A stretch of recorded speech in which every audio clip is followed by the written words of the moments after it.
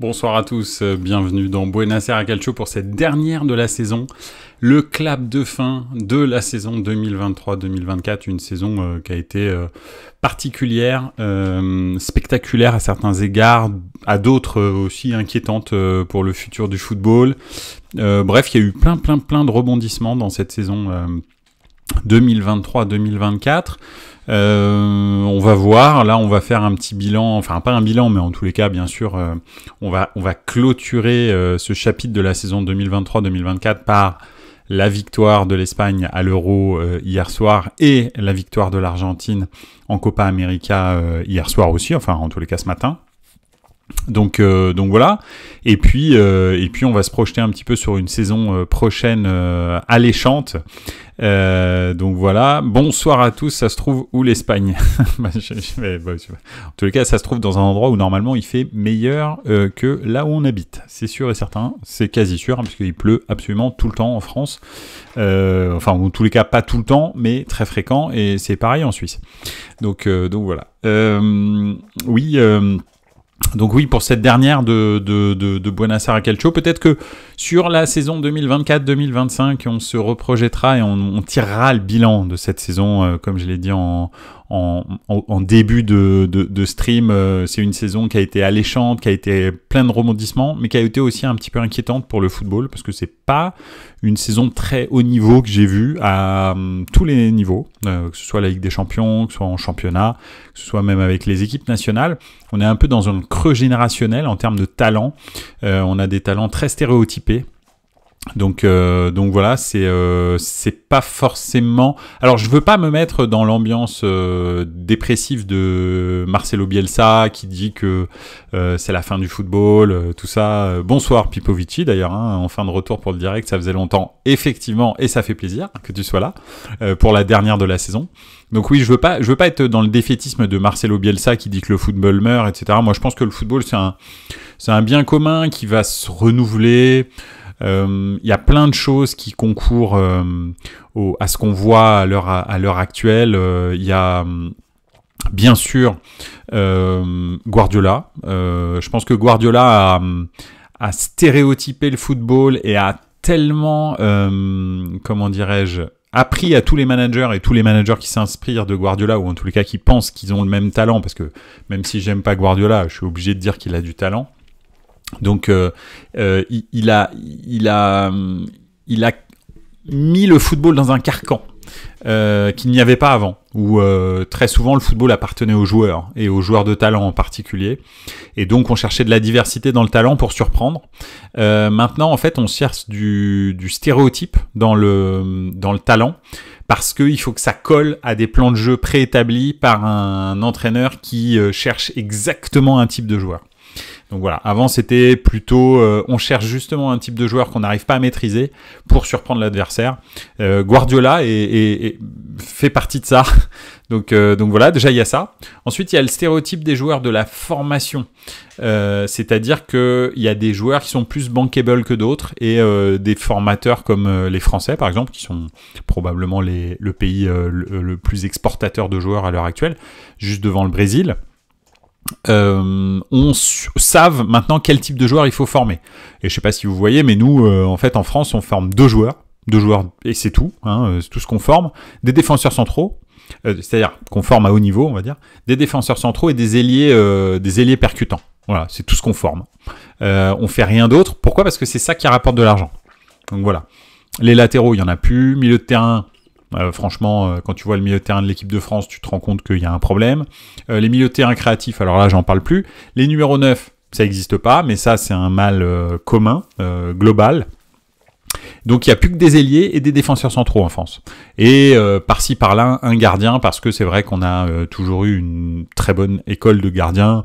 C'est pas l'Allemagne, mais c'est quand même pas mal. Si on prend tous les gardiens de l'équipe de France de ces 40 dernières années, c'est plutôt bien. Donc voilà. Donc c'est un peu ça. Donc ça aussi, ça concourt au fait que notre football est de plus en plus stéréotypé, de plus en plus ennuyeux, entre les coachs qui essayent de tout maîtriser, ceux en face qui réagissent très très fort comme Didier Deschamps, je sais pas, Tedesco, Southgate, etc. Et qui se disent, bah, au contraire, vu que lui, il maîtrise tout, bah, moi, en fait, je vais tout cadenasser et je le prendrai à son propre jeu en le contrant. Ça donne un espèce de moment très relou dans le foot. Mais ça va passer. En fait, c'est ça que je veux vous dire, c'est que ça va passer, en fait. Parce que j'ai vécu beaucoup d'époques dans le football et si je dois remonter au championnat d'Europe moche que j'ai vu, je pense que 1992 est un des pires que j'ai vu. Le Danemark de 92, l'histoire est belle, mais c'est horrible. Après le Danemark, ils ont arrêté la passe en retrait au gardien, donc c'est pour vous dire comment c'était très relou à regarder, en particulier la finale. Mais tous les matchs étaient relous. La Coupe du Monde 90, très pénible à regarder, très pénible. Le Brésil 94, hyper pénible. Pas du tout Joga Bonito, il y a eu 3 buts de Bebeto, 2 buts de Romario, et merci, c'est gentil, on s'arrête là. Qu'est-ce qu'il y a eu encore derrière qui était pas foufou après 96, bon, 98, c'est une belle Coupe du Monde, mais le champion n'est pas beau.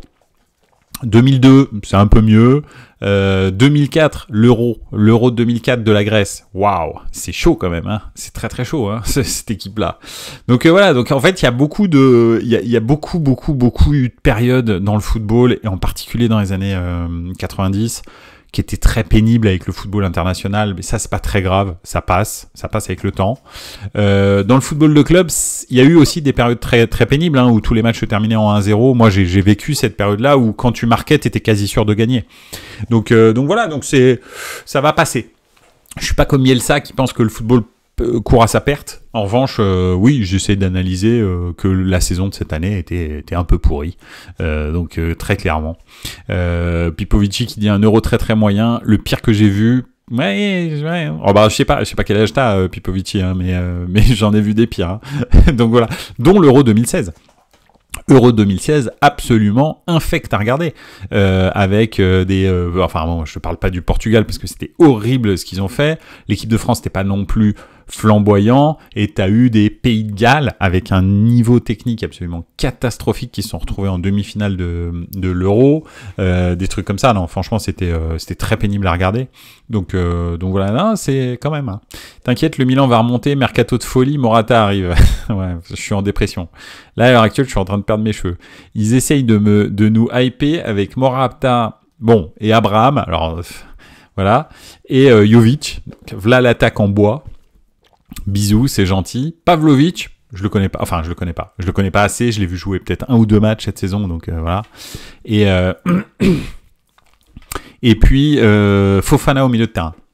Donc si ça nous permet de faire le saut de qualité pour gagner la Serie A et aller en demi-finale de Ligue des Champions, ce qui est l'objectif normal du Milan chaque saison quand tu participes à la Ligue des Champions, ben je sais pas. Je suis pas sûr. Mais bon, bref. Après, voilà. Zirkzee, Sesko, non, c'est pas pour nous. Nous, on veut pas payer 15 millions d'euros à un agent, ce que je respecte, franchement. Mais c'est triste. C'est triste parce que j'aurais bien avoir vu Zirkzee au Milan. Mais bon, bref. On verra à Manchester ce qu'il va donner.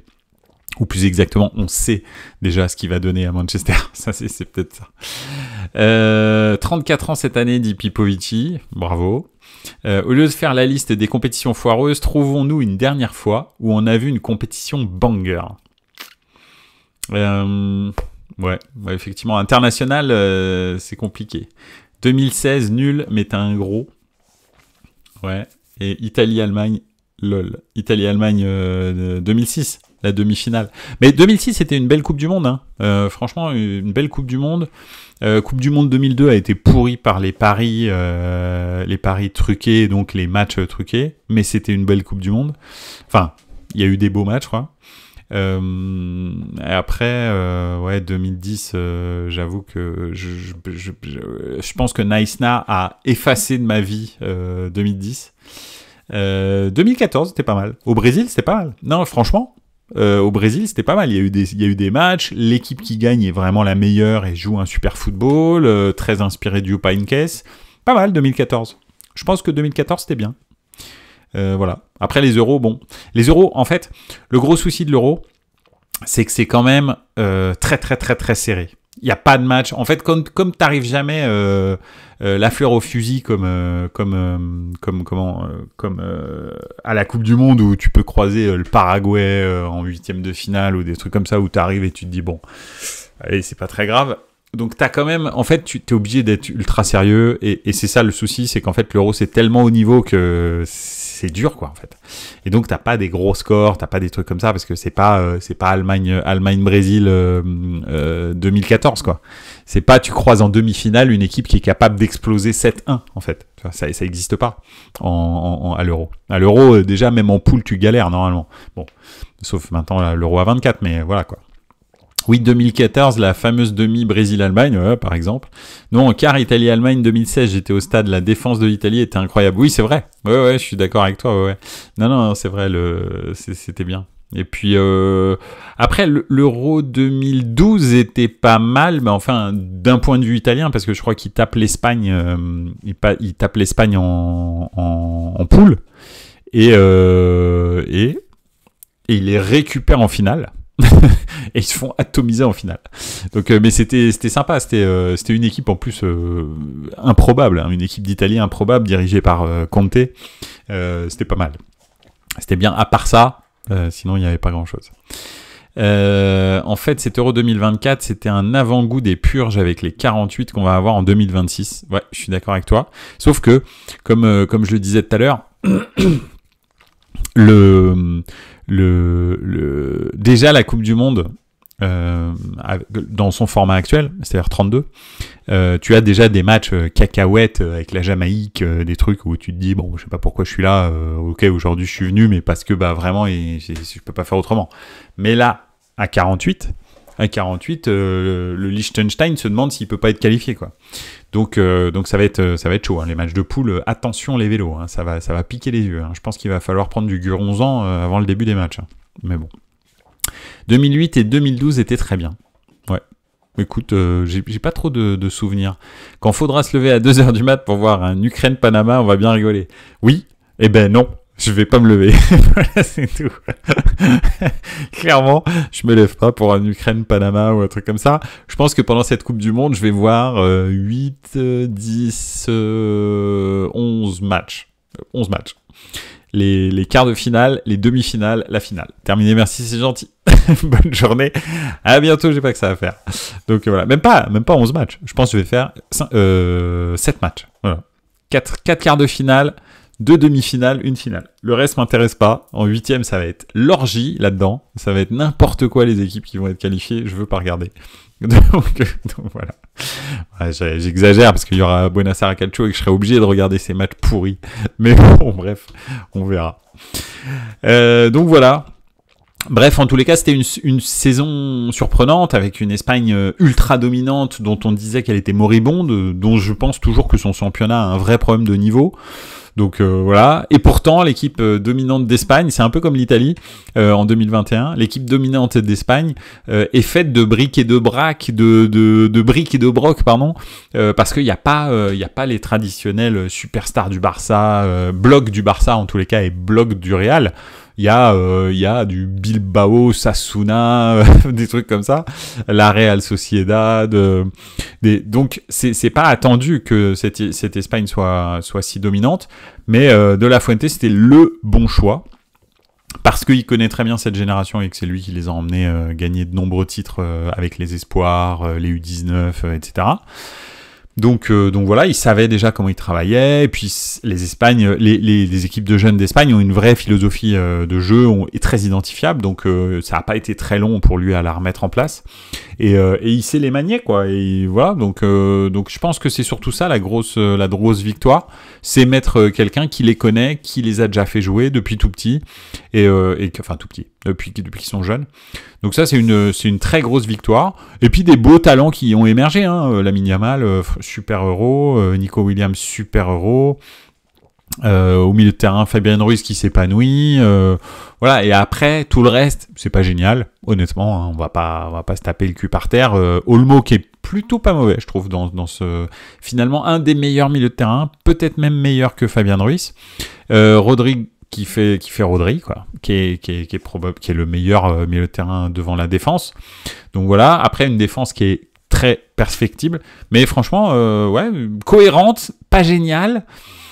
Deux flèches, deux individualités qui sont surprenantes, qui donnent exactement ce qui manquait à l'Espagne. Donc l'Espagne évidemment, parce que en fait, c'était trop gros quand tu voyais jouer l'Angleterre, passer les tours, toujours s'arracher, toujours être mené, revenir, aller au tir au but, gagner dans les prolongations, etc. Tu te disais bien que il y a un moment ça allait pas passer, et en particulier contre une équipe aussi forte que l'Espagne.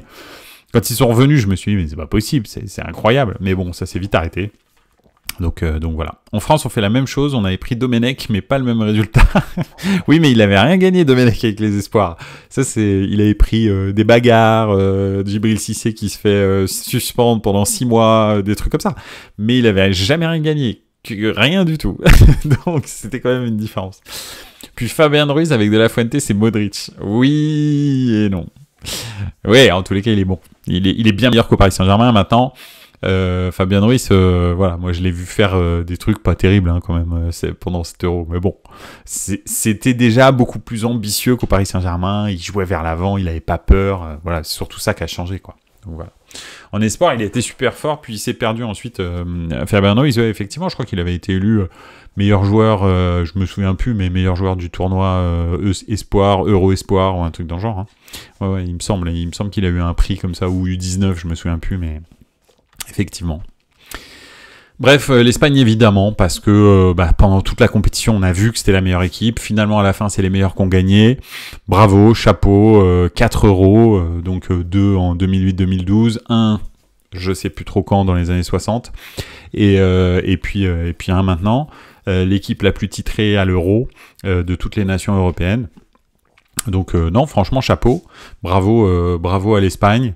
Et voilà, après, la victoire de l'Espagne est évidente dans le jeu, mais très surprenante quand on voit la structure de l'équipe.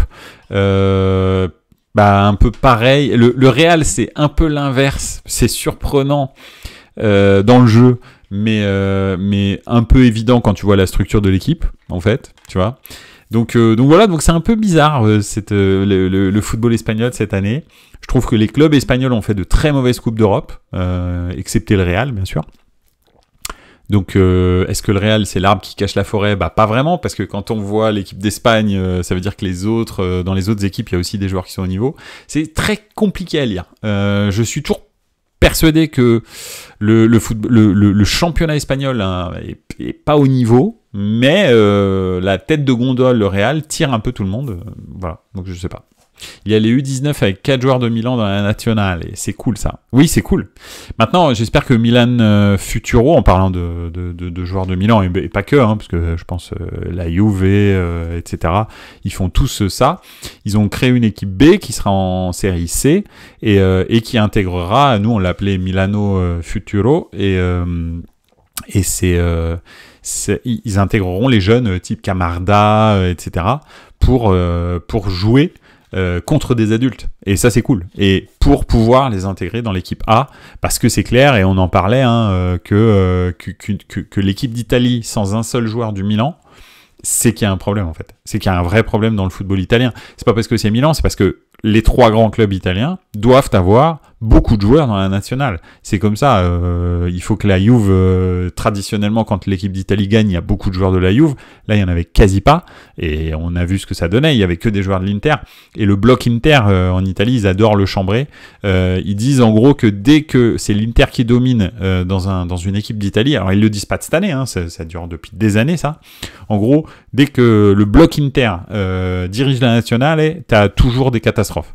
Donc voilà, bon ça c'est réalisé. C'est pas pour les chambrer mes cousins Oni, mais c'est juste pour dire que c'est comme ça.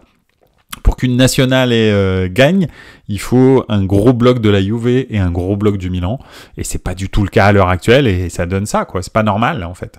Donc voilà. Bref.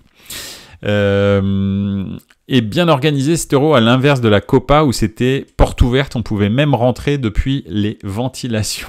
En parlant de la Juve, on a eu en même temps les 3 derniers capitaines de la sélection gagnante de l'Euro. Ah ouais, c'est vrai ? Ah bah j'ai pas vu. Ok, bon.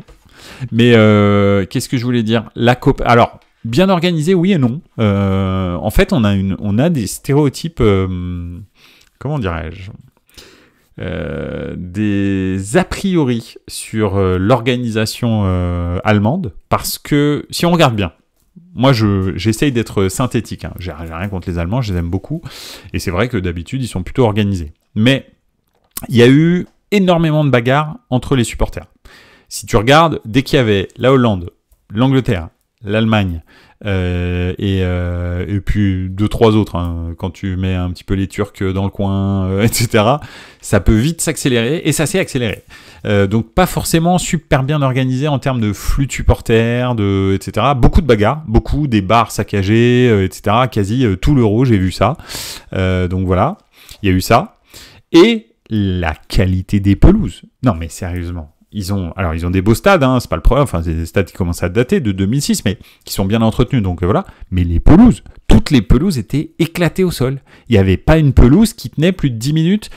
Le nombre de glissades, d'escalopes énormes que j'ai vu partir des pelouses, ils savent plus faire de pelouse, les Allemands. Il y a un problème, ils ont pas d'eau. Pourtant ils en ont, hein, en ce moment, ils en ont beaucoup. Alors peut-être un peu trop, je sais pas, mais en tous les cas, franchement c'était pathétique. Des fois, il y avait des matchs qui auraient dû avoir une certaine qualité et qui étaient éclatés à cause de la qualité de la pelouse. Le nombre de contrôles ratés, d'actions avortées à cause de la qualité de la pelouse que j'ai vue, je suis désolé, alors je suis peut-être le seul à l'avoir remarqué, mais je pense que cet a priori positif sur l'organisation, donc plus exactement, oui, ce jugement un petit peu fallacieux sur l'organisation allemande, nous fait perdre un petit peu l'objectivité. Et si ça avait été en Italie, par exemple, ou en France, je pense qu'on aurait été beaucoup plus critique sur les bagarres, la pelouse qui va pas, etc. Pourquoi les supporters ils se trouvent là. Il y aurait eu des émissions entières de comment ça se fait que Jean-Michel, il a eu son bar saccagé, comment est-ce qu'on aurait pu éviter ça, nanani, nanana.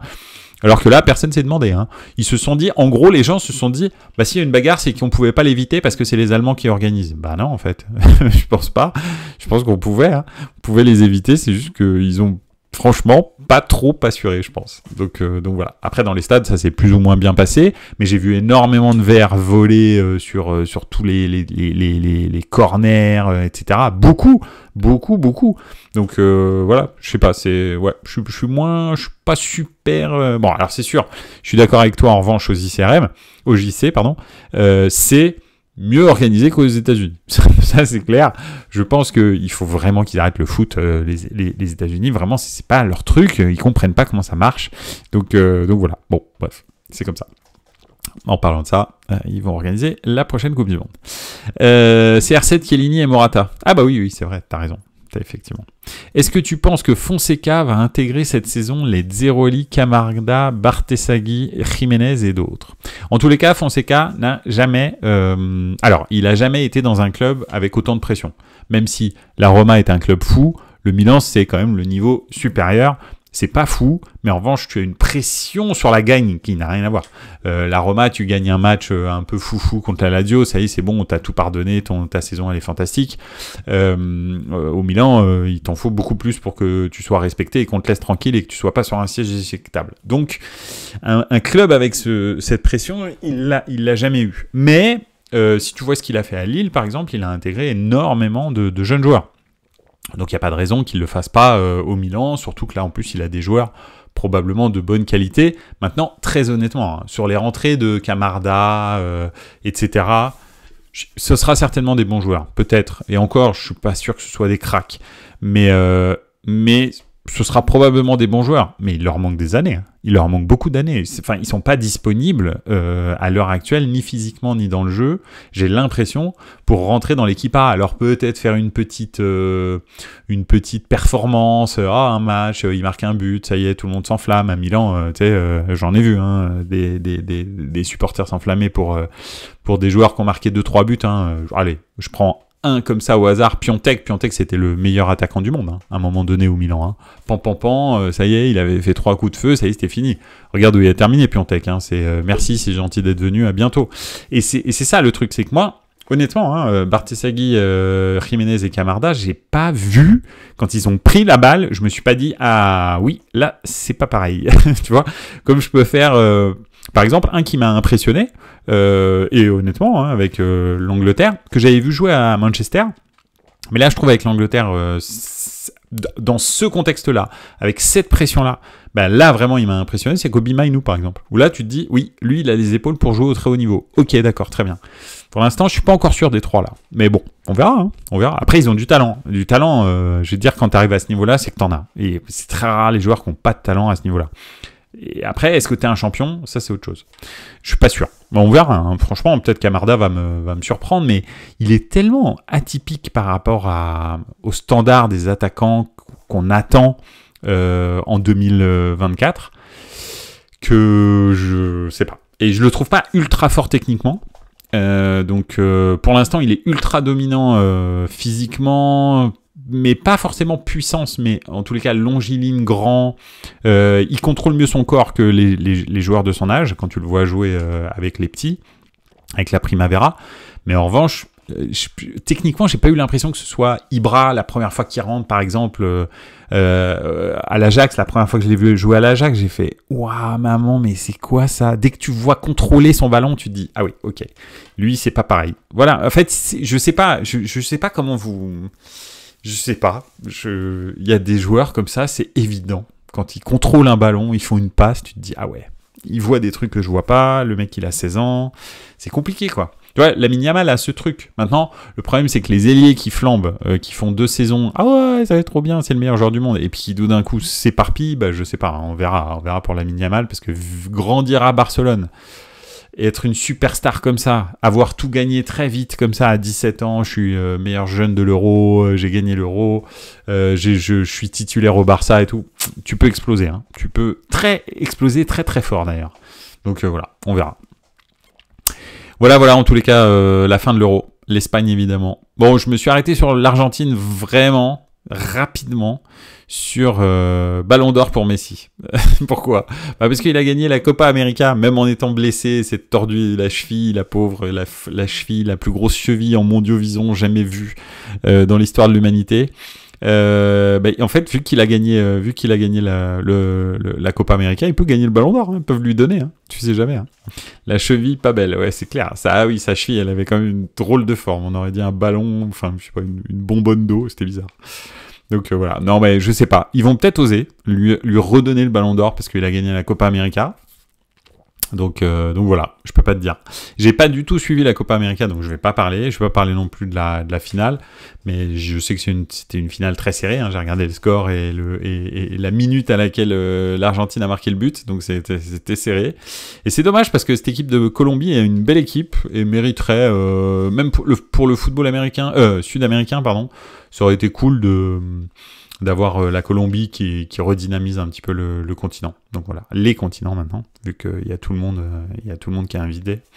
Donc voilà. Mais bon, bref, on verra. En tous les cas, c'est de bon augure pour la Colombie, quoi. Ça veut dire qu'il y a une belle équipe quand même. Et puis écoutez, on va terminer tranquille. Demain à midi sur RMC Sport, sur YouTube et Twitch, événement, la présentation d'Mbappé. Et oui, au Real, 80 000 personnes, ils ont jamais vu ça. Ils font un concert, un feu d'artifice, et c'est la plus grosse présentation jamais effectuée pour un joueur de football, devant Cristiano Ronaldo, 75 000 personnes, 80 000 personnes pour Kylian Mbappé. Voilà, on va voir. Je pense que Pintus va le remettre d'aplomb et que probablement on va voir la meilleure version d'Mbappé la saison prochaine. Peut-être pas dès le début de saison parce que je pense que la préparation physique, il en a pas fait une comme ça depuis bien longtemps. Donc il sait pas jongler, Mbappé, je crois. Tu le vois jamais jongler. Non mais c'est vrai. Je sais même pas s'il sait jongler. Je sais même pas s'il va le faire. Parce que je crois je suis même pas sûr qu'il soit vraiment fort en jongle. Donc, voilà. Mais je pense que oui, le début de saison de Kiki va être compliqué parce que la préparation physique de Pintus va être terrifiante et puis le Real va lui donner cette rigueur qu'il avait plus, quoi. À la fin, apparemment, il faisait vraiment n'importe quoi. Bref, dans sa vie privée, on n'est pas là pour parler de la vie privée des gens, mais a priori, vraiment, ça partait en couille. Donc voilà. Donc on verra bien. Après, il fait ce qu'il veut, hein, Kylian Mbappé. Il est champion du monde. Il fait bien ce qu'il veut. Donc voilà. Mais s'il veut vraiment franchir un palier. Et le Real, je pense, c'est vraiment le bon club parce qu'en fait, il sera personne là-bas en fait. Donc voilà, ok, la présentation sera grandiose, mais en fait, ça fait que rajouter de la pression. C'est pas au Real, c'est pas parce qu'ils t'ont fait une présentation grandiose qu'ils vont te laisser faire des choses. Au contraire, ils t'ont fait une présentation grandiose. Maintenant, tu dois leur rendre. Donc c'est ça en fait qui se passe avec le Real. C'est pas l'inverse en fait. C'est pas on t'accueille comme le Paris Saint-Germain où limite quand ils accueillent un joueur, ils font une grande fête, c'est le joueur qui fait une fleur au Paris Saint-Germain. Non, là c'est le Real qui fait une fleur en t'accueillant comme ça. Maintenant, cours et marque et gagne. Voilà, c'est simple. Donc voilà. Et c'est pour ça que je respecte le Real. Hein. Autant j'aime pas trop le football espagnol, mais je respecte le Real et la mentalité est pas. Et c'est pas un jugement de valeur, mais la mentalité du Barça n'est pas du tout la même. Pas du tout la même. Parce que déjà d'une, le Real, seule la victoire est belle. Il n'y a pas de style ou quoi. Est-ce que tu vois ce qu'ils ont fait contre Manchester City, tu vois des fois les coupes d'Europe qu'ils ont gagnées dégueulasses. Ils s'en foutent en fait.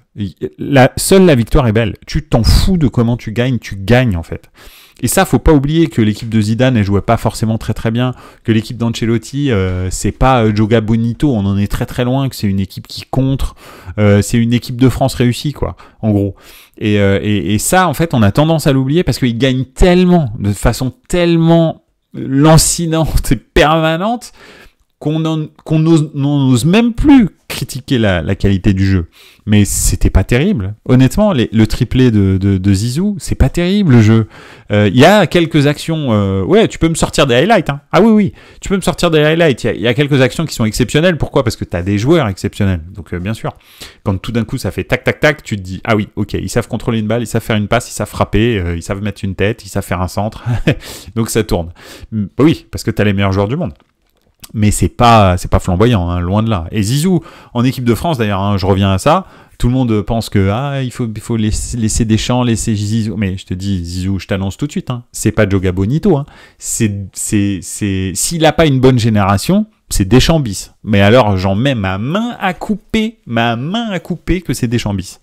Donc voilà, on va. C'est juste que c'est Zizou et que il a une aura différente et on va le laisser tranquille. Mais c'est Deschamps bis, c'est sûr. Pour terminer sur l'Euro et la Copa, beaucoup de retraites, Shaqiri, Morata, Modric, Kroos, Giroud, Di Maria, etc., etc. Et d'autres vont sûrement le dire, je pense. Ouais, c'est vrai. Morata, je suis pas sûr, parce que 31 ans, il l'a dit, parce qu'il était fâché avec l'Espagne et tout. Si ça se passe comme ça doit se passer à Milan, c'est-à-dire que les joueurs comme lui, qui sont un peu des mal aimés, besogneux, etc., à Milan, ils deviennent pas des dieux, mais on les aime, ces gens-là. On les aime beaucoup, on fait tout pour qu'ils se sentent bien et on reconnaît leur travail. Parce qu'il y a un truc qui est vrai, il y a une génération de footix là, qui est supporter du Milan, qui pense que Milan devrait recruter Kylian Mbappé, etc. Bref, voilà, super, mais c'est pas possible financièrement, donc voilà, on le fait pas. Et qui pense que c'est pas normal que l'investisseur dépense 100 millions d'euros chaque saison, qu'est-ce que je raconte, 400 millions d'euros chaque saison pour recruter des joueurs et de faire arriver exactement au même niveau que le Paris Saint-Germain en dépensant 20 millions d'euros. Donc, en fait, le truc, c'est que c'est une petite génération de footix que tu vois sur les réseaux sociaux, mais la plupart, en fait, sont des vrais connaisseurs de foot. Et en fait, un gars comme Morata, comme Giroud, en fait, on les aime à Milan. Ces gens-là, qui donnent tout pour le maillot, qui sont pas forcément, qui n'ont pas des lignes de stade de ouf, mais qui sont loyaux vis-à-vis du maillot. Et je pense que Morata, ça va le faire et que ça va lui redonner confiance, qu'il va bien vivre en Italie à Milan, parce que tu vis bien en Italie à Milan, en particulier dans le club de Milan. T'es dans une famille, t'es pas dans un club bizarre où c'est un peu individualiste. Ce qui fait que je suis sûr qu'il va revenir en équipe d'Espagne. Je suis quasi sûr, mais bon. Et d'autres vont sûrement le dire, je pense. Oui, j'ai déjà lu ton commentaire, mais oui, c'est une génération qui s'en va. Hein. Là, on est à la fin d'un cycle, et c'est aussi ça qui fait ce creux de génération. C'est-à-dire que la génération qui va dominer n'est pas encore vraiment en pleine possession de ses moyens, et la génération qui dominait est en train de partir. Hein. Même en équipe de France, tu peux rajouter Griezmann, tu peux rajouter des gens comme ça. Peut-être que Griezmann va continuer, mais il est quand même beaucoup plus proche de la fin que du début, et même son niveau est beaucoup plus proche de la fin que du début. Donc voilà, donc c'est c'est un peu normal ce qui se passe. D'ici 3-4 ans, on se dira ça y est, on est revenu, il y a beaucoup de talents différents, etc. Et puis le guardiolisme va s'étioler petit à petit. Il y a un moment donné, il va s'en aller. Et on va revenir à un football différent, pas forcément le même qu'avant, mais en tous les cas un football différent, et ça va bien se passer. Donc j'en suis sûr. Donc voilà. La saison prochaine, qu'est-ce qu'elle est alléchante? Elle est alléchante pour Kylian Mbappé au Real Madrid, elle est alléchante pour tous les mouvements qu'il y a en Serie A, elle est alléchante parce que j'aimerais bien voir ce que va donner le Bayern de Harry Kane. Va-t-il enfin gagner un titre la saison prochaine? Parce que là, s'il gagne pas 2 années d'affilée avec le Bayern, 0 titre, là, effectivement, faut qu'il arrête le foot. Faut qu'il prenne sa retraite. La vérité, c'est pas possible. Donc voilà. Est-ce que les super performances des clubs allemands en Coupe d'Europe la saison dernière vont se pérenniser?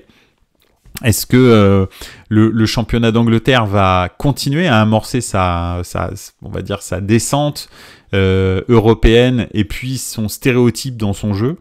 Est-ce que le championnat d'Espagne va vraiment se révéler comme il nous l'a révélé là avec le Real et avec l'équipe d'Espagne? Donc franchement une saison super alléchante. Moi je pense que ça va être vraiment cool et j'ai vraiment hâte qu'elle démarre.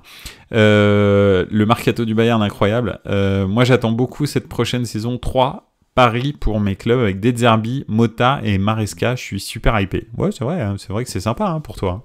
Pas mal. Donc voilà, ouais, non, ça va être bien. Chelsea va-t-il enfin percer quand même? Ce serait bien après les 23 milliards d'investissements et les 85 milliards de joueurs qui sont en stock. Donc voilà, non, je pense que ça va vraiment être cool. Le championnat d'Italie, j'espère que Milan va pas se trouver. J'espère que l'Inter, cette fois-ci, va confirmer en Coupe d'Europe. J'espère que la Juve va venir nous titiller tous les deux. Puis après, les autres équipes, elles feront ce qu'elles pourront, comme d'habitude. Et c'est très bien. Si elles viennent nous titiller, c'est super. Mais bon, ça, en Italie, on sait que les autres équipes, c'est un one-shot de temps en temps, et j'espère qu'il y en aura un, parce que c'était cool, c'était rafraîchissant quand on a eu le Napoli. Est-ce que la Roma, cette année, peut aller au bout avec De Rossi? Ce serait la belle histoire. Voilà, j'ose pas parler de la Lazio, parce que le départ de Tudor, tout ça, on va dire que le mercato, il est un peu bancal. Mais voilà, donc c'est... Ouais, est-ce que la DA va confirmer? Va vouloir avoir un plus gros appétit? Ils ont fait des beaux recrutements aussi. Donc avec Zaniolo, est-ce que, franchement, Gasperini, est-ce qu'il va faire quelque chose de Zaniolo? S'il fait quelque chose de Zaniolo, comme il a fait avec Scamacca, après, il commence à avoir des caractères, il y en a un dans l'équipe. Va falloir, parce que quand tu mets Zaniolo, Scamacca dans la même équipe, ça peut quand même vite partir en sucette. Alors, dans tous les sens. Donc, voilà. Donc autant ils peuvent se prendre la tête, autant ils peuvent prendre la tête aux autres, autant ils peuvent faire des folies, autant ils peuvent disparaître tous les deux, un jour tu les retrouves plus à l'entraînement, c'est très possible. Donc faut voir, autant ils peuvent se blesser tous les deux aussi, c'est très... Donc bon, faudra voir. Mais hâte de voir l'après-clop aussi, ouais, je pense que ça va être chronique d'une chute, pour parler gentiment de la Palme d'Or. Donc voilà, Zaniolo, ce serait bien qu'il revienne vu la pauvreté de la nationale et à ses postes. Ouais, j'y crois pas trop lui. Le mercato de Com, hâte de voir ça, Belotti, Varane, Martial. Ouais, c'est un mercato un peu bling bling vieillot. Mais ça peut donner un truc pas mal. Tonali, le retour, ils ont beaucoup d'argent, le propriétaire a beaucoup d'argent. Tonali, le retour aussi, on verra. Franchement, j'espère, mais le retour à Newcastle, et beaucoup de gens parlent du retour à Milan, j'aimerais beaucoup, moi, parce que je pense que c'est un vrai milaniste. Donc voilà. Donc oui, une saison alléchante. Dans Buenos Aires Calcio, qu'est-ce qu'on va faire? Dans Buenos Aires Calcio, on va continuer à faire ça tous les lundis. J'aimerais bien cette année, je vais essayer de le faire, promis. Je sais pas si ça vous plaît, ça vous plairait, mais je vais essayer de le faire, c'est d'avoir des invités. Autant des invités qui sont des gens qui ont envie de parler de foot et de partager leur passion, que peut-être des invités un petit peu spécialistes dans leur domaine. J'ai pas mal de contacts sur les réseaux sociaux avec plein de gens du football. Donc peut-être ça pourrait être cool de faire encore des crossovers avec d'autres podcasts aussi pour partager un peu tout ça. Donc je vais essayer de faire ça. Techniquement, voilà, on peut le faire facilement. Maintenant, c'est toute la logistique derrière. En fait, c'est surtout ça qui m'a freiné cette année. C'est comment comment réussir à synchroniser tout le monde au même moment pour des choses comme ça, et puis surtout quel sujet on traite, quoi, parce que si c'est juste histoire de faire une émission normale, c'est cool de discuter avec quelqu'un, mais c'est voilà, je vous ai déjà dans les commentaires, et je suis très content de vous avoir, donc voilà. Mais si même vous, les gens des commentaires, Pipovici, au JCRM, au Cotonujo, tous les gens Kifkoni qui sont là quasi tous les lundis, si vous voulez venir participer à l'émission avec moi en live, grand plaisir. Au contraire, ce sera cool. Donc voilà. Le PSG sans Mbappé aussi, ouais, ça va voir ça. Surtout la Ligue 1 à 35 €. C'est ça qui est intéressant, ou à 40 €. C'est intéressant. Qu'est-ce qu'il y a encore? Hâte de voir ça. Nouveau format de Ligue des Champions. Ça, oui, mais c'est vrai, on n'y a pas pensé, mais on va voir ce que ça donne. Les 10 matchs de Ligue des Champions, enfin les 8 ou les 10 matchs de poule de Ligue des Champions, ça dépend de ton classement dans le championnat, dans la super poule de 32 équipes. Donc voilà, j'espère que tu nous auras en invité Pierre Ménès et Dominique pour nous aiguiller de leur grande connaissance footballistique. Voilà, ouais, absolument. Vu la tendance générale en France, franchement, là où vraiment je ferais du plus, c'est avec Pascal Pro, je pense. Ces vieilles années de téléfoot ressortiraient, en plus que son populisme déchaîné. Donc voilà, ce serait magnifique. Je pense que je terminerai l'émission au bout de 3 minutes 50. Donc voilà. J'espère que tu refaire la team 93e juste pour une fois, ce serait trop cool. Ouais, c'est vrai. Il faudrait que je leur demande. Moi, ce sera avec plaisir pour débriefer le Milan après plusieurs matchs. Mais ouais, avec plaisir, carrément. Ça peut être cool de faire un petit point à la fin des premiers matchs de championnat et sur la première trêve internationale, là, ou peut-être la deuxième, parce que la première c'est septembre. Donc voilà, il y a eu très peu de matchs au mois de septembre, surtout en Italie. Mais peut-être la deuxième au mois de novembre. Ça pourrait être intéressant. Donc voilà. Bon, écoutez, ça a été encore un plaisir de passer cette saison avec vous. Je vous propose vos pronos pour les champions des 5 grands championnats. Allez, bien sûr, carrément. Vas-y. Est-ce que tu connais le stream Cœur Rossonero et Calcio et Pepe? Oui, bien sûr. Alors, Calcio et Pepe, j'écoute tout le temps. J'adore Johan Crochet, je lui écris souvent d'ailleurs. Et puis Guillaume, comment il s'appelle déjà? Maillard Pastoral. Il est top aussi. Est-ce que tu connais les streams et Cœur Rossonero aussi? Ouais, effectivement, j'ai écouté. Et alors, est-ce que c'est eux? Récemment, ils m'ont proposé, il y a pas mal de gens qui m'ont proposé de participer à des choses sur le Milan ou sur le football en général, de sélection, italien, etc. Et j'ai jamais eu encore la disponibilité, mais je pense que ça peut être cool. Alors, au JCRM, qui fait ses pronos pour les 5 grands championnats? Bon, c'est gentil de dire les 5 grands championnats. City, Dortmund, Marseille... Juve et Real. Mais en fait, t'aurais dû mettre ton nom, c'est mieux. Donc, Manchester City, ok, bon. Dortmund, c'est risqué parce qu'avec le Bayern et le Bayern et Stuttgart qui est revenu en forme, ça peut être compliqué pour Dortmund. Juventus, c'est très possible. Le Real, c'est probable. Et Marseille, ce serait la grosse cote. Franchement, Dortmund-Marseille, grosse cote. Après, sur tout le reste, t'as quand même joué safe. Bon, c'est vrai que la Juve, ça fait un petit moment qu'ils n'ont pas gagné le titre, mais là, cette année, ils sont bien équipés. Quoique, je sais pas si les supporters de la Juve et si l'institution Juve vont donner vraiment le temps à un Motta, parce que ça va pas prendre tout de suite.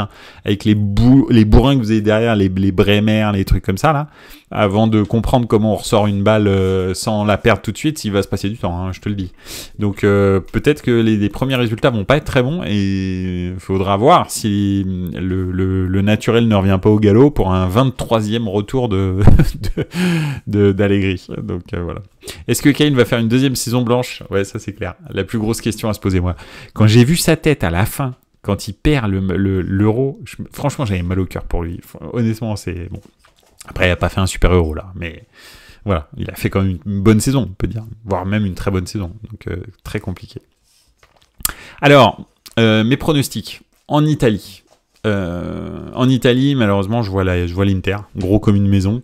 Ils sont beaucoup plus avancés, ils ont un recrutement super intelligent, ils ont le meilleur DG de la planète.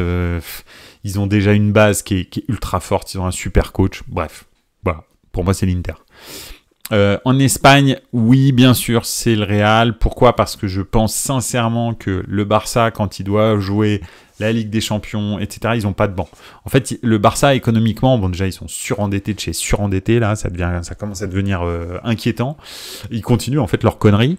Mais surtout, en fait, ils ont aucun banc, ce qui fait qu'ils ont une bonne équipe, un bon 11, mais alors zéro remplaçant. Ou alors, bon, c'est des jeunes et c'est un peu bancal, quoi. Donc voilà. Donc ça va être compliqué de jouer et la Coupe d'Europe et le championnat et de gagner, alors que le Real commence à se forger un sacré effectif avec des remplaçants qui sont très forts et des titulaires qui sont ultra forts. Donc voilà.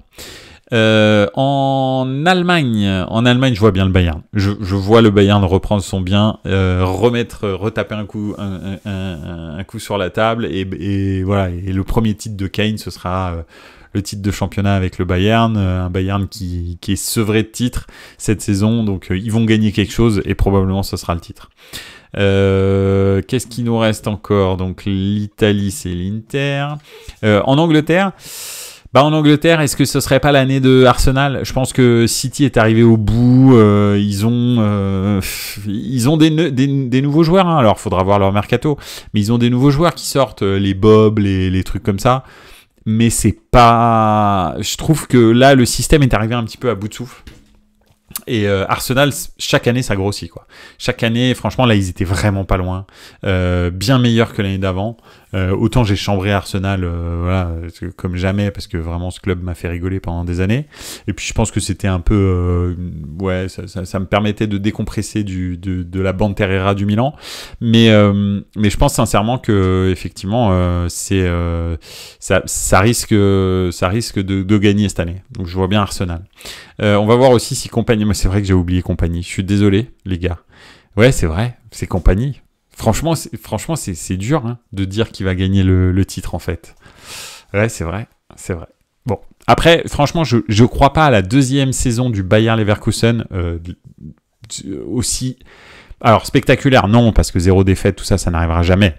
Mais justement, quand ils vont commencer à perdre, je pense que ça va leur faire bizarre et je suis pas sûr qu'ils fassent une super saison. Je pense franchement que je les vois européens, mais 6-7e, un truc comme ça, pas plus.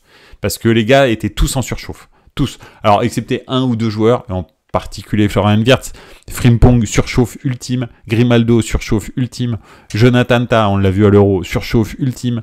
T'as énormément de joueurs qui étaient là, tu te dis, mais c'est pas possible, ils pouvaient tirer de n'importe où, ça faisait lucarne.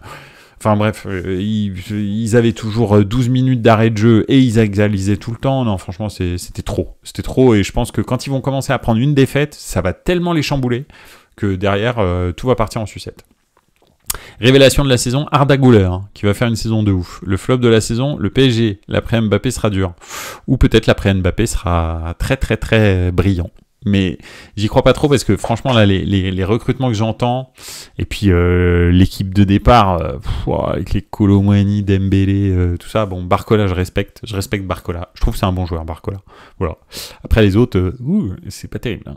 Donc voilà, au milieu de terrain c'est pas foufou sauf Vitinha. Donc en gros t'as un bon joueur par ligne au Paris Saint-Germain et encore en défense, est-ce que tu as un bon joueur en défense ? Je suis pas sûr. Nuno Mendes, je trouve qu'il a rien dans le crâne. Il a des capacités de ouf, mais il a rien dans le crâne. À droite, bon, c'est bidon. Dans l'axe, c'est bidon. Au cage, c'est bidon. Donc voilà. Bon bref. Donc ils ont deux bons joueurs. Ils ont Barcola et Vitinha. Bon, ça va être un peu short pour aller au bout. Donc on verra bien. Kipembe est pas mauvais, mais ça fait un an qu'il joue plus. Bah oui, Kipembe, ouais, effectivement. Arsenal avec Calafiori, ils vont être très costauds. Ouais, c'est pas mal aussi ce renfort. Après, faut voir, hein, Calafiori, il a fait une occasion, il a fait une passe décisive à Zaccagni. Bon, ok, d'accord, il avait fait une bonne saison aussi.